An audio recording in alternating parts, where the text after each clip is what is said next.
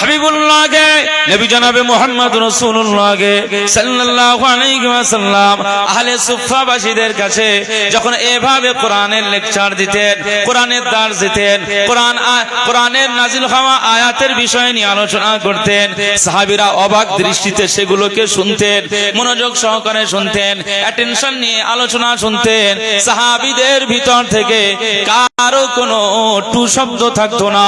নবীজির জবানের বাণী তারা শুনবে, তাদের ক্ষুধা উড়ে যেত।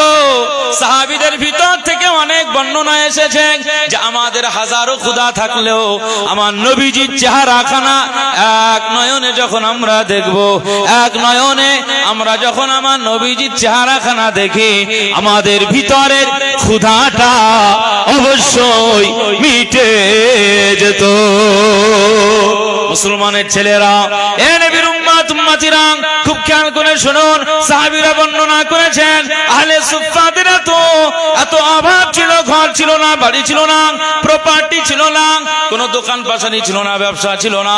তাই নবীজির কাছে এসে পড়ে থাকতেন। আমাদের নবীজি কামলিওয়ালা ওই মদিনার মসজিদে নববী শরীফের একটি জায়গা, একটি বারান্দা আমাদের জন্য বরাদ্দ করেছিলেন। যখন খাবার কেউ হাদিয়া দিতেন সাহাবীরা, ওই হাদিয়াটা নবীজি খেতেন, নবীজি আমাদের কাছে নিয়ে আসতেন। নবীজি একসঙ্গে বসে আমাদের দস্তরখান বিছিয়ে আমাদের নিয়ে খাওয়া দাওয়া করতেন। নবীজির হাদিয়া যখন আসতো না, নবীজি ক্ষুধা থাকতেন, আমরা সাহাবীরা ক্ষুধা থাকতাম। এ নবীর উম্মত উম্মতিরা, খুব খেয়াল করে শুনুন। হযরত আবু হুরায়রা রাদিয়াল্লাহু তাআলা আনহু তিনি বর্ণনা করেন, আমার ক্ষুধার দিকটায় আমি বেশি নজর দেই না, বরং আমি সব সময় আমার নবীজির জবান থেকে আল্লাহর কোরআনের বাণী, আমার নবীজির জবান থেকে নূরানি জবান থেকে হাদিস শুনবো বলে আমি আবু হুরায়রা খাওয়া হলো কি হলো না এটা দেখি নাই, বরং সব সময় আমার নবীজির যেখানে যায় আমি আবু হুরায়রা আমার নবীজির পিছনে পিছনে চলে যায়। জোরে বলতে পারলেন না? হযরত আবু হুরায়রা রাদিয়াল্লাহু আনহু কি অভাব ছিল, সাহাবীদের কি অভাব ছিল। সাহাবীরা বলেন যে আমাদের নবীজির কাছে যখন হাদিয়া আসতো, নবীজি ওই হাদিয়াটাকে শুধু বাড়ির ভিতরে রাখতেন না, সবগুলো নিয়ে আমাদের কাছে চলে আসতেন, একসঙ্গে খেতেন, আমরা খেতে পারতাম। হাদিয়া আসতো না, খাওয়া হতো না, কত অভাব ছিল। তো আমি যেটা বলতে চাইছিলাম, একজন বললেন ইয়া রাসূলুল্লাহ, ইয়া হাবিবাল্লাহ, কি হবে? নবীজি তাকে বললেন যাও, কিছু হাদিয়া দিলেন, এই নাও, একটা কুড়ুলের এ দিয়েছে, যাও এতে লাঠি লাগিয়ে নেবে, এর ভিতরে কুড়ুলের ভিতরে লাঠি লাগিয়ে নেবে, আর জঙ্গলে যাবে, কাঠ কাটবে, ওই কাঠ ব্যবসা হিসাবে ব্যবহার করবে, ভিক্ষা বৃত্তি করবে না, ভিক্ষাকে প্রফেশন হিসাবে ব্যবহার করবে না।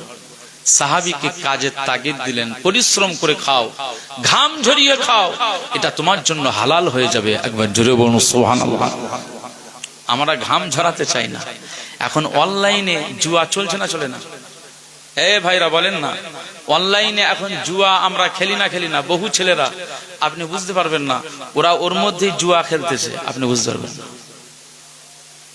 কি আজব ব্যাপার। যারা বলে আমাদের নবীজি মুহাম্মদ রাসূলুল্লাহ সাল্লাল্লাহু আলাইহি ওয়াসাল্লাম তিনি আমাদের নবীজি, যে মুখে দাবি করছে যে মুহাম্মদ রাসূলুল্লাহ সাল্লাল্লাহু আলাইহি ওয়াসাল্লাম আমার নবী, সে কিভাবে জুয়া খেলতে পারে? কারণ জুয়া খেলাটা সম্পূর্ণ হারাম। নবীজি বললেন তোমরা যারা আমার উম্মত হবে, আমার উম্মতেরা হারাম কাজ করবে না। 1 কোটি টাকার বাম্পার লটারি শুধু পাওয়ার জন্যই ওই রাস্তার ধারের কাউন্টারে এই মুসলমানরা ভিড় করে না? হ্যাঁ, একটা বুড়ো মানুষ নামাজের মুসাল্লা থেকে বার হয়ে এসে বলতেছে, আল্লাহ তোমার কাছে দোয়া চেয়েছি, একটা টিকিট কেটেছি, আল্লাহ তুমি যদি আমাকে দয়া করো তাহলে আমি 1 কোটি টাকা পেয়ে যাব, যদি 1 কোটি টাকা তুমি আমার বাদিয়ে দাও তো ইসলামের কি কাজ যে করবো তার কুলকিনারা থাকবে না। বলুন নাউজুবিল্লাহ। হারামের জন্য দোয়া চাওয়া যাবে? হারাম বিষয়ের উপরে দোয়া চাওয়া যাবে? মদের গ্লাসে আপনি বিসমিল্লাহ বলে চুমুক লাগাতে পারবেন? আমি ভুল বলছি না ঠিক বলছি?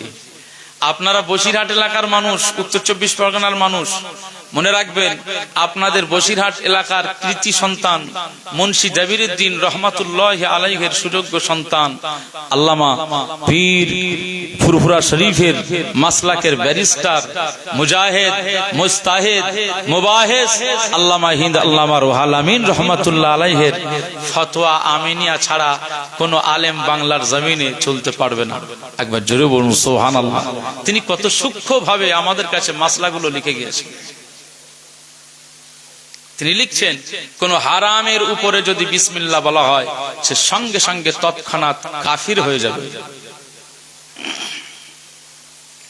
মুসলমানের ছেলেরা, হে নবীর উম্মত উম্মতিরা, খুব খেয়াল করে শুনুন, আমার আল্লাহ পাক বলে দিয়েছেন, আমি আল্লাহ পাক তোমাদের জন্য ওয়া আহাল্লাল্লাহুল বায়' ওয়া হারামার রিবা, তোমাদের জন্য আমি আল্লাহ ব্যবসাকে হালাল করে দিলাম, আর আমি আল্লাহ জুয়াটাকে, সুদটাকে আমি আল্লাহ হারাম করে দিলাম। কোন মুসলমান সুদ খেতে পারে না, কোন মুসলমান জুয়া খেলতে পারে না, কোন মুসলমান হারাম কাজ করতে পারে না, হারাম বিষয়ের উপরে দাঁড়িয়ে থাকতে পারে না। আমি আল্লাহ পাক জানিয়ে দিলাম, ব্যবসাটাকে হালাল করে দিলাম। তাই নবীজি কামলিওয়ালা ওই সাহাবীকে নির্দেশ দিচ্ছেন, হে আমার সাহাবী, তোমার অভাব মোচন হয়ে যাবে। আমি নবীজি কামলিওয়ালা তোমার জন্য দোয়া চাই, তোমার জন্য বরকতের দোয়া চাই। যাও জঙ্গলে চলে যাও, কাঠ কাটো, ব্যবসা করো, কাঠের ব্যবসায় তুমি ধনী হয়ে যাবে। হে নবীর উম্মত উম্মতিরা, খুব খেয়াল করে শুনুন, একজন সাহাবীকে নবীজি কাঠের ব্যবসা করতে বললেন, পরিশ্রম করতে বললেন, ব্যবসা করতে বললেন। আমার আল্লাহ পাক বললেন, ব্যবসাটা হালাল করে দিলাম। নিশ্চয়ই এই ব্যবসাটা আল্লাহ যখন হালাল বলে দিয়েছেন, তাহলে ব্যবসার ভিতরে রহমত আছে, ব্যবসার ভিতরে বরকত রয়েছে, ব্যবসার ভিতরে কল্যাণ রয়েছে। এই নবীর উম্মত উম্মতিরা, খুব খেয়াল করে শুনুন, আমার নবীজি সাহাবীকে যখন বলে দিয়েছেন, উনি বনে জঙ্গলে চলে গেলেন, কাঠ কাটতে লাগলেন, ওই কাঠগুলোকে ব্যবসা বিনিয়োগ করতে লাগলেন। আমার আল্লাহ পাক ওই সাহাবীকে এত বরকত দিলে ধনী হয়ে গিয়েছে। মুসলমানের ছেলেরা, হে নবীর উম্মত উম্মতিরা, খুব খেয়াল করে শুনুন, আকা মাওলা রাসূলুল্লাহ সাল্লাল্লাহু আলাইহি ওয়াসাল্লাম সাহাবীদের লক্ষ্য করে বলতেন, হারামের দিকে যাবে না, 1 কোটি টাকার স্বপ্ন দেখবে না, 1 লাখ টাকার স্বপ্ন দেখবে না, পারলে পরিশ্রম করো, 1 টাকার হালাল খাদ্য গ্রহণ করো, ওইটা তোমার শরীরে যেটা ব্লাড হয়ে যাবে, যেটা রক্ত হয়ে যাবে, ওই রক্তের ভিতর দিয়ে তুমি যদি আমার আল্লাহকে আল্লাহ বলে ডাকো, ওই আল্লাহ ডাকটা আমার আল্লাহ পাকের দরবারে কবুল হয়ে যাবে। জোরে বলতে পারলেন না? হযরত উসমান গনি রাদিয়াল্লাহু তাআলা আনহু তিনি ব্যবসা করতেন, বিশাল বড় ব্যবসায়ী ছিলেন। হযরত আবু বকর সিদ্দিক রাদিয়াল্লাহু আনহু ব্যবসা করতেন। আব্দুর রহমান ইবনে আউফ রাদিয়াল্লাহু আনহু বড় ব্যবসায়ী ছিলেন। হযরত উসমান গনি রাদিয়াল্লাহু আনহু ব্যবসা করতেন। তো আল্লাহ কি ধনী করেছেন, যেমন ধনীও করেছেন তেমন হৃদয়টাও ধনী করে দিয়েছেন, বড় করে দিয়েছেন। একবার জোরে বলুন সুবহানাল্লাহ। আহা, নবীজি যখন সাহাবীদের নিয়ে, সঙ্গে তো শুধু সিদ্দিক আকবর আবু বকর সিদ্দিক রাদিয়াল্লাহু আনহুকে নিয়ে হিজরত করেছিলেন। আসলে মক্কার মানুষরা এত কষ্ট দিয়েছে, নবীজি আর সহ্য করতে পারছে না। আর আরেকটা কথা বলে রাখি, আমাদের নবীজিকে আমার আল্লাহ এত দামি করে দিয়েছেন, নবীজি কষ্ট পেলে পৃথিবীর কেউ শান্তিতে থাকলেও নবীজি কষ্ট পেয়েছেন মানে হাবিব কষ্ট পাওয়াতে আমার আল্লাহই কষ্ট পেয়ে যান। একবার জোরে বলুন সুবহানাল্লাহ। এজন্য আমার আল্লাহ পাক হাবিবের মাঝে মধ্যে সান্ত্বনা দিয়েছেন, মাঝে মধ্যে তার মনটাকে ঠিক রাখার জন্য আমার আল্লাহ মাঝে মধ্যে অনেক কিছু করেছেন হাবিবুল্লাহকে। এই মাহে শাবানের আগের একটি মাস গিয়েছে, এই মাসের নামটা বলতে পারবেন আপনারা? রজব মাস। মাশাআল্লাহ, এই মাহে রজবের চাঁদে আমার আল্লাহ পাক হাবিবুল্লাহকে আকাশে আরশে আজিমের মেহমান বানিয়েছিলেন। একবার জোরে বলুন সুবহানাল্লাহ। এটা আমার আল্লাহ এক পর্যায়ে আমার হাবিবুল্লাহকে সান্ত্বনা দিয়েছিলেন, কারণ রাসূলুল্লাহ সাল্লাল্লাহু আলাইহি ওয়াসাল্লাম এই দুনিয়ার জমিনে আসবার পরে তিনি তার আব্বাকে দেখেননি। আব্বা হারা হয়েছিলেন। আর যখন মায়ের কোলে এসেছেন, মা মক্কার জমিন থেকে তায়েফে পাঠিয়েছেন, কারণ তায়েফের পরিবেশ, তায়েফের আবহাওয়াটা একটু ভালো, উন্নত। এজন্য সেখানের সামাজিক পজিশনটা ভালো থাকায় মক্কার সব ধনী ধনী ঘরের বাচ্চাদেরকে সব তায়েফে পাঠিয়ে দিতেন। তো সেই সময় তায়েফের মানুষগুলো সব এসেছিল বাচ্চাদের নিতে। সেখানে আম্মাজান আমিনা রাদিয়াল্লাহু তাআলা আনহার ঘরেও এসেছিলেন। সবাই ধনী ধনী ঘরের ছেলে মেয়েদেরকে নিয়ে গিয়েছিলেন, কারণ ওই বাচ্চাগুলোকে যদি দেখভাল করে দেওয়া হয়, বড় করে দেওয়া হয়, তাহলে মক্কার এই সমস্ত ব্যক্তিত্বরা, এই সমস্ত ধনী ঘরের মানুষগুলো তারা অনেক বড় বড় উপহার দেবে, বড় বড় হাদিয়া দেবে। এই আশায় ওই তায়েফের মানুষগুলো তারা সব এসে বড় বড় ঘরের ছেলেরা বাচ্চাদেরকে নিয়ে চলে গিয়েছেন। শুধু পড়ে রয়েছেন মুহাম্মদ সাল্লাল্লাহু আলাইহি ওয়াসাল্লাম। একবার জোরে বলুন সুবহানাল্লাহ। হযরত হালিমা সাদিয়া রাদিয়াল্লাহু তাআলা আনহা বর্ণনা করছেন যে আমি আর কোনো বাচ্চা পাই নাই। আমি খবর নিলাম যে আব্দুল মুত্তালিব কাবা বাইতুল্লাহর মুতাওয়াল্লি সেক্রেটারি, তার সন্তান আব্দুল্লাহ রাদিয়াল্লাহু আনহু তিনি ইন্তেকাল হয়েছেন। তো সেই ইন্তেকাল হওয়া ব্যক্তির একটি ছেলে অর্থাৎ এতিম ছেলে হয়েছে। তো আমি এই ছেলেটা ছাড়া আর অন্য কোনো ছেলে পাইনি। তো আমি হালিমাতুস সাদিয়া যখন এই আম্মাজান আমেনা রাদিয়াল্লাহু তাআলা আনহার ঘরেতে যখন ঢুকে পড়েছি, তো তার ঘরের ভিতরে দৃশ্য দেখেই আমি হালিমা ফিদা হয়ে গিয়েছি। জোরে বলুন সুবহানাল্লাহ। কারণ যে ঘরের বাচ্চা মুহাম্মদুর রাসূলুল্লাহ রয়েছেন, সেই ঘরটাই এমনি আলোকিত ঘর হয়ে গিয়েছে। আমি আকর্ষণে আবেগে পড়ে গিয়েছি। আমার স্বামীও আমার সঙ্গে এসেছে। আমি হালিমাতুস সাদিয়া বললাম যে আমার স্বামী, স্বাভাবিক প্রত্যেকটি মহিলাদের এটা উচিত স্বামীদের কাছ থেকে কিছু অনুমতি গ্রহণ করা, নিজে থেকে সব সিদ্ধান্ত নেওয়া ঠিক নয়। তো তাই হালিমাতুস এসব তো আল্লাহওয়ালা মানুষ না, জান্নাতি মানুষ, মুসলমানের ছেলেরা।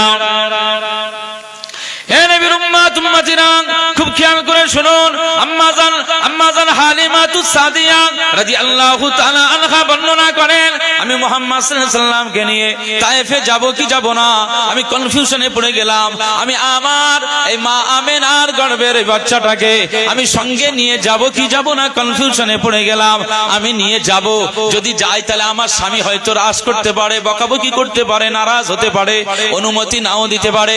না না না না না, আবার এদিকে আমি আমার এই মুহাম্মাদের নূরানি চেহারা দেখে একটা মায়ায় পড়ে গিয়েছি, আমি এটাকে ফেলে দিয়ে যেতে পারি না। এ নবীর উম্মত উম্মতিরা খুব খেয়াল করে শুনুন, আম্মাজান হালিমাতুস সাদিয়া রাদিয়াল্লাহু তাআলা আনহা তার প্রাণের স্বামীর কাছে পৌঁছে যান। স্বামীকে লক্ষ্য করে বলেন, আমার প্রাণের স্বামী, যখন আমি কোনো বড় সিদ্ধান্ত নিতে চাই আপনার কাছ থেকে অনুমতি নেই, তাই আজকে আপনার কাছ থেকে অনুমতি নিতে এসেছি। মক্কার আর কোনো বাচ্চা পাই নাই, সব ধনী ঘরের বাচ্চাদেরকে নিয়ে তায়েফের মানুষগুলো নিয়ে চলে গেল, কিন্তু একটি মাত্র বাচ্চাই পড়ে রয়েছে, যে বাচ্চার নাম হলো মুহাম্মদ, যে বাচ্চার নাম হলো মুহাম্মদ। ওই মুহাম্মদ সাল্লাল্লাহু আলাইহি ওয়াসাল্লামের ঘরে আমি যখন হালিমা ঢুকে পড়েছি, তার ঘরটা নূর আর নূর, জ্যোতির্ময় হয়ে রয়েছে। আমি হালিমাতুস সাদিয়া রাদিয়াল্লাহু তাআলা আনহা আম্মাজান আমেনা রাদিয়াল্লাহু তাআলা আনহার কোলেতে যখন এই বাচ্চাটা দেখে ফেললাম, আমি হালিমা ওই মুহাম্মাদের মায়ায় পড়ে গিয়েছি। জোরে বলতে পারলেন না? আমার স্বামী, আপনি কি অনুমতি দেবেন? বাচ্চাটার আব্বা নেই, এতিম বাচ্চা। এখন ওই মুহাম্মদ সাল্লাল্লাহু আলাইহি ওয়াসাল্লামকে যদি আমরা নিয়ে বাড়িতে নিয়ে যাই, দেখভাল করি, বাচ্চাটাই হয়তো বড় করার এই সুযোগটাই হয়তো পাবো, কিন্তু ওই পরিবার থেকে যে বড় উপহার, বড় উপঢৌকন, কিছু হাদিয়া পাবো, কিছু স্যালারি ভালো পাবো, এইটা হয়তো পাবো না। এখন আপনার অনুমতি ছাড়া এরকম একটা সিদ্ধান্ত আমি নিতে পারি না। আবার পাল্টা আপনি নারাজ হলেও আমি হালিমাতুস সাদিয়া আপনাকে বলছি, ওই বাচ্চাটাকে আপনি দেখলে আপনিও প্রেমে পড়ে যাবেন। একবার জোরে বলুন সুবহানাল্লাহ। কি করব, নেব? তো আম্মাজান হালিমাতুস সাদিয়া যখন প্রাণের স্বামীর কাছে অনুমতি চাইলেন, হাজবেন্ডের কাছ থেকে তিনি অনুমতি নিলেন, তখন বললেন যে হ্যাঁ তুমি নিয়ে আসো, অসুবিধার কি আছে? একটা এতিম বাচ্চাকে তুমি লালন পালন করে দেবে, এটা ভালো জিনিস, এটা ভালো জিনিস। মুসলমানের ছেলেরা, এ নবীর উম্মত উম্মাত উম্মাতিরা খুব খেয়াল করে শুনুন, আম্মা জান হালিমাতুস সাদিয়া রাদিয়াল্লাহু তাআলা আনহা খুশিতে বাগবাগ হয়ে যায়। আম্মা জান আমেনা রাদিয়াল্লাহু তাআলা আনহার কাছে চলে যান। আম্মা জান আমেনা রাদিয়াল্লাহু তাআলা আনহার ঘরের ভিতরে পৌঁছে যান। আম্মা জান আমেনা রাদিয়াল্লাহু তাআলা আনহার ওই ঘরটা আমরা মক্কা শরীফে দেখেছি, কাবা বাইতুল্লাহর পাশেই নিকটেই প্রায় হেরেম শরীফের পাশেই আবু জেহেলের বাড়িও ছিল, যে জায়গাটা আমাদের বর্তমানে টয়লেট হয়েছে। আবু জাহাল আমার নবীজির উপরে সারা জীবন যেভাবে দুশমনী করেছে, আবু জাহাল ইসলামের জন্য সারা জীবন যেভাবে ইসলামের বিরুদ্ধে বিষোদ্গার করেছে, সারা জীবন ষড়যন্ত্র করেছে। আবু জাহাল মক্কার চূড়ান্ত পর্যায়ের বড় নেতা ছিল, বড় লিডার ছিল, কিন্তু ওই আবু জাহালের নেতৃত্বে কাফের মুশরিক বেঈমানেরা আমার নবীজির উপরে অনেক অন্যায় আর অত্যাচারের স্টিম রোলার চালিয়েছিল। এর বিরুম্মা তুম্মাতিরা খুব খেয়াল করে শুনুন, ওই আবু জাহালের যে বাড়িটা ছিল ওই বাড়ির পাশেই প্রায় নিকটেই আম্মা জান আমেনা রাদিয়াল্লাহু তাআলা আনহার বাড়ি ছিল। ওই বাড়িতে হযরত মুহাম্মদ রাসূলুল্লাহ সাল্লাল্লাহু আলাইহি ওয়াসাল্লাম জন্ম নিয়েছিলেন। ওই জায়গাটা আমরা চোখে দেখে এসেছি। ওটা পরে মাকতাব করা দেওয়া হয়েছে, লাইব্রেরি করে দেওয়া হয়েছে। ওই জায়গাটা এখন লাইব্রেরি হিসাবে ব্যবহার, তবে আগে ওই জায়গাটায় প্রতিটি মানুষ ঢুকবার অনুমতি পেত। এখন গভর্নমেন্ট সেটাকে বন্ধ করে রেখেছে, কাউকে আর ঢুকতে দেয় না। এ নবীর উম্মত উম্মতিরা, তবে আজও সেই জায়গা আপনি নজর দিয়ে দেখবেন, আজও আমরা যারা হাজী সাহেব যারা সেখানে যাই, নবীজির জন্মের জায়গাটা, নবীজির জন্মের ভিটাটা আজও যদি দেখা যায়, অন্তর দিয়ে যদি মহব্বতের সঙ্গে দেখা যায়, আজও জানো ওই জায়গা থেকে নূর চমকাচ্ছে। জোরে বলতে পারলেন না? আম্মা জান হালিমাতুস সাদিয়া রাদিয়াল্লাহু আনহা ওই ঘরেতে ঢুকে গেলেন। আম্মা জান আমেনা, দেন আপনার বেটাটাকে আমি নিয়ে যাব। আম্মা জান খুশি হয়ে গেলেন, আমিনা রাদিয়াল্লাহু আনহা খুশি হলেন। তার হাতে তার দাদুর অনুমতি নিয়ে, শ্বশুরের অনুমতি নিয়ে বাচ্চাকে আম্মা জান হালিমা হুজুরের কোলে তুলে দিলেন। উনি যখন কোলে নিলেন, চুমা লাগালেন। আহা, চুমাতে কত মহাব্বত! একবার জোরে বলুন সুবহানাল্লাহ। কাকে নিলে? কুল কায়নাতের সরদার, ইমামুল মুরসালিন, সৈয়দুস সাকালাইন, আফতাবে নবুওয়াত, ফখরে মওজুদাত হযরত মুহাম্মদুর রাসূলুল্লাহ সাল্লাল্লাহু আলাইহি ওয়াসাল্লাম, যাকে আমার আল্লাহ মেরাজের মতো একটা উচ্চ সম্মানে সম্মানিত করেছেন, যাকে আল্লাহ যাকে হাউজে কাউসারের ডিপার্টমেন্টটা দিয়ে দেবেন, যাকে আমার আল্লাহ পুলসিরাতের জায়গায় দাঁড়িয়ে তিনি সুপারিশ করবেন। আমার আল্লাহ তার সুপারিশে তার উম্মাতদেরকে বিদ্যুৎ গতিতে পুলসিরাত পার করিয়ে দেবে। একবার জোরে বলুন সুবহানাল্লাহ। সেরকম একজন কোলের বাচ্চা তার কোলে রয়েছে, সে জানে না। আম্মা জান হালিমাতুস সাদিয়া, তবে তিনি বর্ণনা করছেন এই বাচ্চাকে কোলে নেওয়ার সাথে সাথে যেন আলাদা একটা তৃপ্তি পাচ্ছি, আলাদা একটা রহমত যেন আমার ভিতরে কাজ করছে। আমি ওই বাচ্চাটাকে যখন নিয়ে আমার যেখানে গাধা বাঁধা ছিল সেই জায়গাটায় আমি যখন নিয়ে এসেছি, আমার প্রাণের স্বামী দাঁড়িয়েছিল। আমি গিয়ে যখন আমার স্বামীকে মুহাম্মদ সাল্লাল্লাহু আলাইহি ওয়াসাল্লামের চেহারা মোবারকটাকে দেখালাম, আমার স্বামীও মুহাম্মদ সাল্লাল্লাহু আলাইহি ওয়াসাল্লামের চেহারা খানা দেখে ফিদা হয়ে গিয়েছে। একবার জোরে বলুন সুবহান। জোরে বলবেন না? আম্মা জান হালিমা রাদিয়াল্লাহু তাআলা আনহা তিনি বলেন যে আমি যখন আমার বাড়ি থেকে গাধায় চড়ে এসেছিলাম, অনেক দুর্বল গাধা। আমার আগে তায়েফের সব মানুষগুলো মক্কাতে এসে সব ধনী ধনী ঘরের বাচ্চাদেরকে নিয়ে চলে গেল, তারা সব আগে আগে বেরিয়ে গিয়েছে। তাদের হিষ্টপিষ্ট সব পশু তারা নিয়ে এসেছে, উট নিয়ে এসেছে, গাধা নিয়ে এসেছে, কিন্তু আমি হালিমা দুর্বল, আমার পরিবারের অভাব ছিল। এই অভাবটা মোচনের জন্যই তো মক্কাতে আসা, কিন্তু এসেও দেখছি যে আর ভালো ধনী ঘর থেকে পেলাম না, একটা এতিম বাচ্চা পেলাম। আম্মা জান হালিমা রাদিয়াল্লাহু আনহা বলেন, যখন ওই বাচ্চাটাকে কোলে নিয়ে যখন ওই দুর্বল গাধার পিঠে উঠলাম, তো ওই গাধাটার হাঁটনি এবার এত গতি বেড়ে গিয়েছে যে আমরা চিন্তা করলাম যে আমরা পড়ে যাব নাকি। আমাদের গাধাটা এত দ্রুত গতিতে হাঁটতে লাগলেন। আমি হালিমাতুস সাদিয়া দেখতে লাগলাম, না না না না, এত দুর্বল একটি গাধা যেটা আমি তায়েফ থেকে নিয়ে এসেছিলাম, ওই গাধাটা কিভাবে সওয়াল হয়, ওই গাধাটা কিভাবে সওয়াল হয়ে যায়। তাই হালিমা রাদিয়াল্লাহু তাআলা আনহা তিনি মনে মনে একটা আজ করতে পারছেন, আজ করতে লাগলেন নিশ্চয়ই এই রহমতি বাচ্চার ভিতরে কোনো কিছু মুজিজা আছে, কোনো রহস্য রয়েছে। আজ এই বাচ্চাটার স্পর্শের সাথে সাথেই আমার দুর্বল গাধা সওয়াল হয়ে যায়, দৌড়ে দৌড়ে চলে যায়। না না না, আম্মা জান হালিমা রাদিয়াল্লাহু তাআলা আনহা বর্ণনা করেন আমার এই গাধাটা দুর্বল ছিল, যা আমার এই গাধাটা সবার পিছনে পিছনে ছিল, কিন্তু মুহাম্মদ সাল্লাল্লাহু আলাইহি ওয়াসাল্লামকে নিয়ে যখন গাধার পিঠে করে যায়, আমার আগে আগে আগে আগে যত সব তায়েফবাসীরা এসেছিল বাচ্চা নিয়ে সব বেরিয়ে গিয়েছে। ওই সমস্ত বাচ্চাদের উটগুলোকে সব দেখি সব আগে চলে গিয়েছে। আমি হালিমা রাদিয়াল্লাহু তাআলা আনহা, আমি মুহাম্মদ সাল্লাল্লাহু আলাইহি ওয়াসাল্লাম এই বাচ্চাটাকে নিয়ে যখন আমার গাধায় করে যায়, আমার গাধা এত দুর্বার গতিতে এগিয়ে যায়, সেই সমস্ত উট, সেই সমস্ত প্রাণী, সেই সমস্ত শক্তিশালী গাধাদের সবকে ওভারটেক করে তাদেরকে পিছনে ফেলে দিয়ে আমি হালিমা রাদিয়াল্লাহু তাআলা আনহা আমার গাধাটা আমি হালিমা আমার বাড়ি আগে পৌঁছে দিয়েছে। জোরে বলতে পারলেন না? নারী তাকবীর। তো আমি যে বিষয়টা বলতে চাইছিলাম, এই তায়েফে আমার নবীজি 5 বছর ছিল, 5 বছর ছিল। 5 বছর পরে আল্লাহ নবী দিন ও দুনিয়ার বাদশা হাবিবুল্লাহ নবী জনাবে মুহাম্মদ রাসূলুল্লাহ সাল্লাল্লাহু আলাইহি ওয়াসাল্লামকে আম্মা জান হালিমা রাদিয়াল্লাহু আনহা তিনি তার মক্কাতে আবার মায়ের কাছে ফিরিয়ে দিয়েছিলেন। মায়ের কাছে এসেছেন 5 বছর পরে, মাত্র 1 বছর মায়ের কাছে ছিলেন। 1 বছর পরে এই মা আমেনা রাদিয়াল্লাহু তাআলা আনহা তিনি ইচ্ছে করলেন যে, কারণ মক্কাতে আসবার পরে আমার অনেক ইতিহাস, আমার নবীজি বাচ্চাদের সাথে খেলতে যেতেন, কিন্তু উনি খেলার ময়দানে নিজে খেলতেন না, বরং বাচ্চারা খেলতো, মুহাম্মদ সাল্লাল্লাহু আলাইহি ওয়াসাল্লাম বাইরে থেকে দাঁড়িয়ে দাঁড়িয়ে দেখতেন। একবার জোরে বলুন সুবহানাল্লাহ। সন্ধ্যা নেমে আসলে সেই সমস্ত বাচ্চাদের গার্জেনরা, অভিভাবকেরা, আব্বারা সব এসে বাচ্চাদেরকে ডেকে ডেকে নিয়ে যেত, আর তারা বাপের হাত ধরে সব যে যার ঘরেতে যেতেন। কিন্তু মুহাম্মদ সাল্লাল্লাহু আলাইহি ওয়াসাল্লাম তিনি দেখতেন যে সব মানুষগুলো বাচ্চাদেরকে নিয়ে চলে যায়, তারা আব্বার সাথে কত আনন্দ করে যায়, কিন্তু আমি মুহাম্মদ সাল্লাল্লাহু আলাইহি ওয়াসাল্লাম আমার তো কই আব্বা আসে না।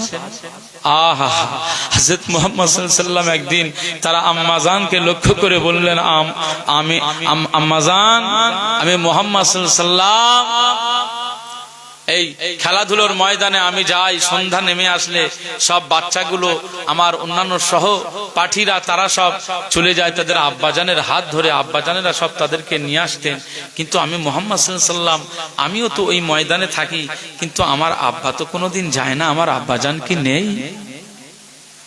মুসলমানের ছেলেরা, হে নবীর উম্মত উম্মতিরা, খুব খেয়াল করে শুনুন, সেই সময় আম্মা জান আমিনা রাদিয়াল্লাহু তাআলা আনহা কেঁদে ফেলেছিলেন, চোখের কোণ দিয়ে পানি গড়িয়ে যায়, চোখের কোণ দিয়ে পানি গড়িয়ে যায়। মুহাম্মদ সাল্লাল্লাহু আলাইহি ওয়াসাল্লামকে লক্ষ্য করে বললেন, এই বেটা মুহাম্মদ সাল্লাল্লাহু আলাইহি ওয়াসাল্লাম, আজ তুমি কি প্রশ্ন করেছো? এই প্রশ্নের জবাব আমার দুটো চোখের কোণ দিয়ে পানি ছাড়া আর এর কোনো জবাব নাই। তুমি যখন আমার গর্ভে ছিলে তখন তোমার আব্বা জান আব্দুল্লাহ রাদিয়াল্লাহু তাআলা আনহু ইন্তেকাল হয়ে যায়। এ আমার মুহাম্মদ সাল্লাল্লাহু আলাইহি ওয়াসাল্লাম, তুমি পৃথিবীতে এতিম হয়ে এসেছো। বাবাজি মুহাম্মদ সাল্লাল্লাহু আলাইহি ওয়াসাল্লাম, এই অবস্থায় তুমি যদি তোমার আব্বা জানকে দেখতে চাও, আমি মা তোমাকে দেখাতে পারবো না।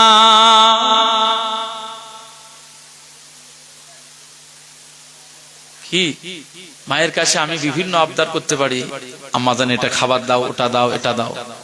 যদি আম্মাজানকে বলা হয় যে আম্মাজান আমার আব্বাজানকে একটু দেখাও, মায়ের ক্ষমতা আছে, এই আবদারটা পূরণ করতে পারবে না। মুসলমানের ছেলেরা, এ নবীর উম্মত উম্মতিরা, খুব খেয়াল করে শুনুন, এই পর্যায়ে আল্লাহ নবী দিন ও দুনিয়ার বাদশা হাবিবুল্লাহকে নবী জনাবে মুহাম্মদ রাসূলুল্লাহ সাল্লাল্লাহু আলাইহি ওয়াসাল্লাম তিনি যখন শুনলেন তার আব্বা জান নাই, তিনি এতিম নবী, তিনি এতিম সন্তান, তাই মুহাম্মদ সাল্লাল্লাহু আলাইহি ওয়াসাল্লাম তিনি অনেক কান্না কেঁদেছিলেন। আজকে আমি এতিম, আমার আব্বা বলা ডাকটা আর আমি পারলাম না, আব্বা জান বলে ডাকবো, এটা আমার জীবনে হলো না। আমি গর্ভে থাকা অবস্থায় আমার আব্বা জান ইন্তেকাল হয়ে গিয়েছে, আমি মুহাম্মদ সাল্লাল্লাহু আলাইহি ওয়াসাল্লাম জীবনে আব্বা জান বলে ডাকতে পারবো না। এ নবীর উম্মত উম্মতিরা, আজকে এই পৃথিবীতে আমরা যারা এখনো বিচরণ করে আমরা হায়াতে আছি, আমরা আমাদের আব্বা জানকে ডাকতে পেরেছি, মাকে ডাকতে পেরেছি, আমার আল্লাহ তৌফিক দিয়েছেন, তাই মাকে মা বলেছি, আব্বা জানকে আব্বা বলে ডাকতে পেরেছি। মনে রাখতে হবে এটা আমার আল্লাহর খাস দয়া। আমার নবীজি কামলিওয়ালা দুনিয়াতে এসেছিলেন, আব্বা জানকে পায় নাই, তাই দুনিয়াতে আসবার পরে জ্ঞান হওয়ার পরে তিনি আব্বা বলে তার আব্বাকে ডাকতে পারে নাই, কারণ আব্দুল্লাহ রাদিয়াল্লাহু আনহু কবরের ভিতরে শুয়ে রয়েছেন। এ নবীর উম্মত উম্মতিরা, খুব খেয়াল করে শুনুন, আম্মা জান আমেনা রাদিয়াল্লাহু তাআলা আনহা তিনি মনে করলেন আমিও কবে মারা যাই না যাই, আমিও কবে ইন্তেকাল হয়ে যাই না যাই, তাই মুহাম্মদ সাল্লাল্লাহু আলাইহি ওয়াসাল্লামকে নিয়ে তিনি একটা তামান্না করলেন। তিনি কি করলেন, না তার শ্বশুরের কাছে চলে গেলেন, আব্দুল মুত্তালিবের কাছে চলে গেলেন। আয় আমার শ্বশুর আব্বা জান আব্দুল মুত্তালিব রাদিয়াল্লাহু তাআলা আনহু, আয় মুহাম্মদ সাল্লাল্লাহু আলাইহি ওয়াসাল্লামের দাদু জান আব্দুল মুত্তালিব রাদিয়াল্লাহু তাআলা আনহু, অনেকটা দিন আজ আমি মক্কাতে রয়েছি, মুহাম্মদ সাল্লাল্লাহু আলাইহি ওয়াসাল্লামের আব্বা জানের ঘরে, আপনি শ্বশুর আপনার ঘরে অনেক দিন রয়েছি, তবে মক্কা থেকে মদিনাতে যাব, আমার আব্বা জানের বাড়ি তো মদিনায়, আম্মা জান আমেনা রাদিয়াল্লাহু তাআলা আনহার বাপের ভিটা হচ্ছে মদিনায়। এ নবীর উম্মত উম্মতিরা, আজকে আমার নবীজিও শুয়ে রয়েছেন মদিনায়। একবার জোরে বলুন সুবহানাল্লাহ। মুসলমানের ছেলেরা, এ নবীর উম্মত উম্মতিরা, খুব খেয়াল করে শুনুন, আম্মা জান আমেনা রাদিয়াল্লাহু তাআলা আনহা শ্বশুরের কাছে গিয়ে অনুমতি চান, আয় আমার শ্বশুর আব্বা জান আজকে মুহাম্মদ সাল্লাল্লাহু আলাইহি ওয়াসাল্লামকে নিয়ে আর আমার খাদেমা উম্মে আয়মানকে নিয়ে আমি একটু মদিনাতে যাব, আমার বাপের ভিটাতে, আমার পৈতৃক ভিটাতে আমি যাব, আমি জন্ম নেওয়া ভিটাতে যাব, আমার আব্বা জানের অনেক মহব্বতের মানুষগুলো সেখানে রয়েছে, আব্বা মা আছে সে জায়গায়, আমার আত্মীয় পরিজনেরা রয়েছে, একটু বাপের বাড়িতে যাব, মনটা একটু সান্ত্বনা দেব বলে। মুহাম্মদ সাল্লাল্লাহু আলাইহি ওয়াসাল্লাম সে তো তার নানার বাড়ি কোনো সময় দেখে নাই, তাই মুহাম্মদ সাল্লাল্লাহু আলাইহি ওয়াসাল্লামকে নিয়ে একটু নানা জানের বাড়িতে নিয়ে যাব, আপনি যদি অনুমতি দেন নিয়ে যায়। শ্বশুর আব্বা জান আব্দুল মুত্তালিব সেই সময় বলেছিল, এ আমেনা বৌমা আমেনা রাদিয়াল্লাহু তাআলা আনহা জান, আমি অনুমতি দিলাম, তোমার এতিম বাচ্চা সে আমার ছেলে আব্দুল্লাহকে দেখতে পায় নাই, যাও চলে যাও, তুমি ওকে নিয়ে যাও মদিনাতে নিয়ে যাও, ওর নানার বাড়িটা ঘুরিয়ে নিয়ে আসো, আর আমি শ্বশুর বলে দিলাম তুমি আবার ওকে নিয়ে সুন্দরভাবে আবার মক্কাতে ফিরে আসবে। একটু জোরে বলবেন না সুবহানাল্লাহ। তখন রাসূলুল্লাহর বয়স কয় বছর? 6 বছর। রাসূলুল্লাহকে নিয়ে আম্মা জান আমেনা রাদিয়াল্লাহু তাআলা আনহা তিনি চলে গেলেন মদিনাতে বাপের বাড়িতে ছিলেন, সেখানে প্রায় 1 মাস ছিলেন। 1 মাস থাকবার পরে এবার মুহাম্মদ সাল্লাল্লাহু আলাইহি ওয়াসাল্লামকে বলছেন, চলো বাবা, নানা জানের বাড়ি ঘোরা হয়ে গেল, চলো এবারে মক্কাতে যাই, আবার কাবা বাইতুল্লাহর কাছে, তোমার দাদু জানের কাছে যাই, তোমার দাদু জান আছে হায়াতে, চলো দাদু জানের কাছে চলে যাই। তোমার দাদু জান আবার ছটফট করবে, কারণ তোমার দাদু জানের 10টা সন্তান ছিল, তো সবচাইতে তোমার আব্বা জানকে তোমার দাদু জান সবচাইতে বেশি ভালোবাসে। একবার জোরে বলুন সুবহানাল্লাহ। আর তোমার দাদু জান যেহেতু তোমার আব্বা জান ইন্তেকাল হয়ে গিয়েছে, তাই তুমি জন্মের পরেই তোমার দাদু জান সবচাইতে বেশি তোমাকেই ভালোবাসে। একবার জোরে বলুন সুবহানাল্লাহ। হে মুহাম্মদ সাল্লাল্লাহু আলাইহি ওয়াসাল্লাম, তুমি চলো এবারে বাড়িতে যাই। বাড়িতে বার হলেন, মদিনা থেকে আসবার পথে একটা জায়গা আবওয়া নামক জায়গা, এই আসবার পথে আম্মা জান আমেনা রাদিয়াল্লাহু আনহা মুহাম্মদ সাল্লাল্লাহু আলাইহি ওয়াসাল্লামকে বললেন, এই বেটা মুহাম্মদ সাল্লাল্লাহু আলাইহি ওয়াসাল্লাম, এই জায়গাটায় যে দেখতে পাচ্ছ, এই যে জায়গাটায় যে কবর, এই জায়গাটায় তোমার আব্বা জান শুয়ে রয়েছে, এই জায়গাটায় তোমার আব্বা জান শুয়ে রয়েছে। আম্মা জান আমেনা রাদিয়াল্লাহু আনহা যখন এই কথাটা বললেন, আল্লাহ নবী সেই সময় আব্বা জানের কবর দেখে খুব কেঁদেছিলেন। আব্বাজানের কবর দেখে আল্লাহ নবী কেঁদেছিলেন। নবীজির এই কান্না দেখে আম্মাজান আমেনা রাদিয়াল্লাহু তাআলা আনহার চোখেও অনেক পানি।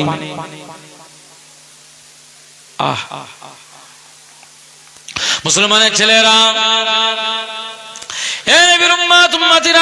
খুব খেয়াল করে শুনুন, আজও কিছু কিছু ভিডিও আপনারা দেখবেন, বাংলাদেশের অনেক ভিডিও ভাইরাল হয়ে গিয়েছে।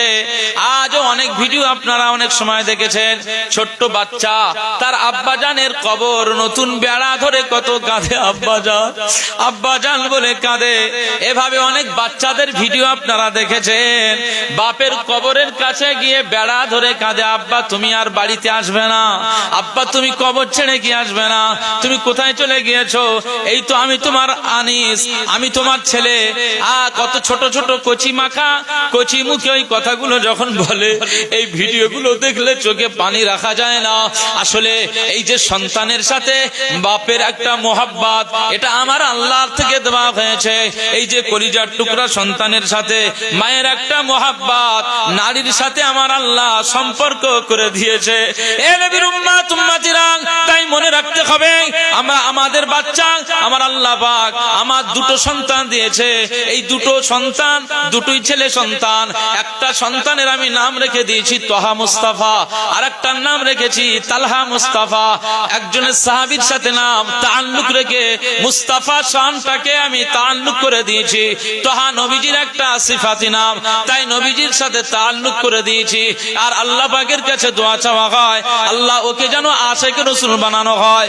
এ নবীর উম্মত উম্মতিরা, আপনারাও ছেলেদের জন্য দোয়া চাইবেন, সন্তানের জন্য দোয়া চাইবেন। পৃথিবীর ইতিহাস বলছে, যাও কোরআন খুলে দেখে নাও, নবী ইব্রাহিম আলাইহিস সালাম বলেছেন, রব্বি হাবলি মিনাস সালিহিন, আল্লাহ আমাকে নেক সন্তান দাও। বাপ দোয়া চেয়েছে, আমার আল্লাহ পাক সন্তানের জন্য বাপের দোয়া, ইব্রাহিমের দোয়াটা আল্লাহ পাকের দরবারে কবুল হয়ে গিয়েছে। জোরে বলবেন না? এজন্য আব্বা হিসাবে মা হিসাবে যখন ছেলে মেয়ের জন্য দোয়া চাইবেন, কবুল হবে। মুসলমানের ছেলেরা, হে নবীর উম্মত উম্মতিরা, আজকে আমাদের এই দুটো সন্তানের যখন আমরা মায়া করি, আদর করি, কোলে নিই, যখন ওদের কপালে চুমা লাগাই, ওদের চাওয়ালে যখন চুমা লাগাই, তখন আমার ওই কপালে চুমা লাগানোর সাথে সাথে আমার এটা মনে পড়ে যে আমার আব্বা জান আমারও ছোটবেলাতে এভাবে আদর করে চুমা লাগিয়েছে। ওর কপালে যখন ওর মা চুমা লাগায়, তখন আমার মনে হয় আমার মাও ছোটবেলাতে আমাদের কপালে এভাবে চুমা লাগিয়েছেন। আজকে আমরাও সন্তান হয়েছে, মনে রাখতে হবে, বাপ মায়ের সাথে একটা সন্তানের কানেকশন, রিলেশন, এটা মহান রব্বে কারীম দিয়ে দিয়েছে। এ নবীর উম্মত উম্মতিরা, তাই কোরআনের একটি আয়াতের ঘোষণা সূরা বনী ইসরাঈলে আমার আল্লাহ পাক বলেছেন, ওয়া কাদা রাব্বুকা আল্লা তা'বুদু ইল্লা ইয়াহু ওয়া বিল ওয়ালিদাইনি ইহসানা।